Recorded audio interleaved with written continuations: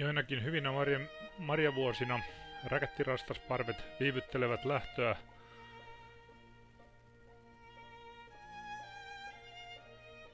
Lähtö saattaa viivästyä tammi-helmikuulle ja joskus jopa koko talven ajaksi jäävät tänne. Harvemmin yksittäinen lintu jää talvehtimaan.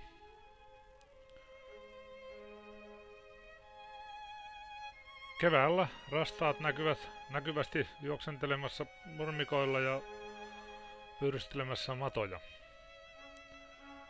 Räkätti on yhdyskuntalintu ja pesänsä se tekee yhdyskunnittain. Tässä on pesä halkopinossa muiden yhdyskunnan pesien ollessa hakkuaukeen reunalla.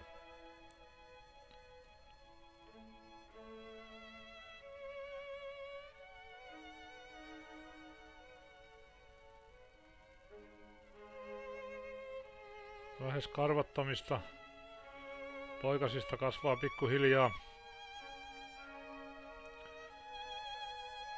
komea räkättirastas. Tässä vaiheessa jo sulkija näkyy.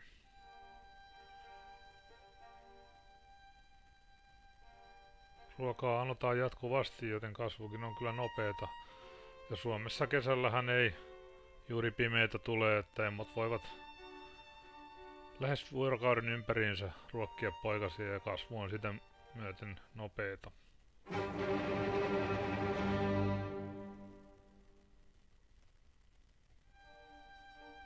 Vielä on untuva vallitseva puku. Pikkuhiljaa pesäkin alkaa käydä melko ahtaaksi.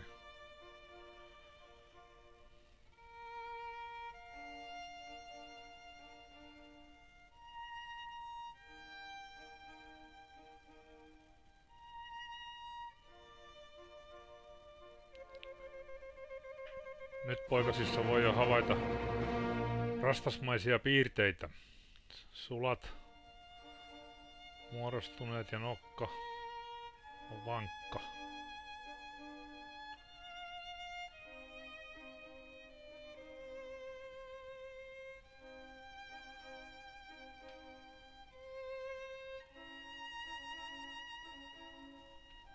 Tässä poikanen on jo maastossa.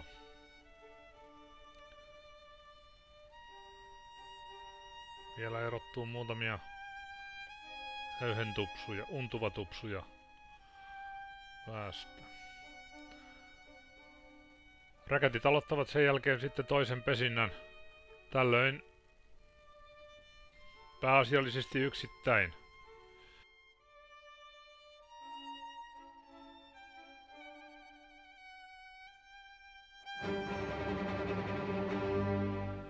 Enää ei niinkään yhdyskunnissa.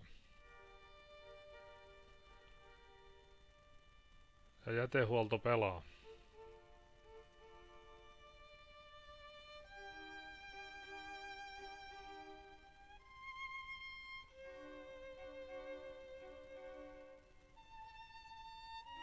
Tässä pesä on koivussa.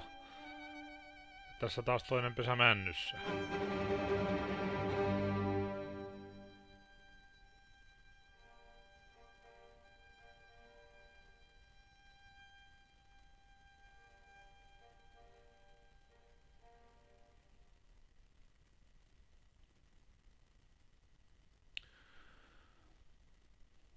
Toisen poikueen pesänsä jättäneet poikaset joutuvat maastokaudella jo viettämään syksyisissä oloissa.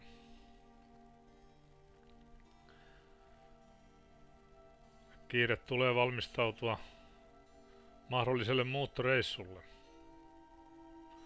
Tässä näkyy hyvin räkätin tunnusmerkki, harmaa yläperä.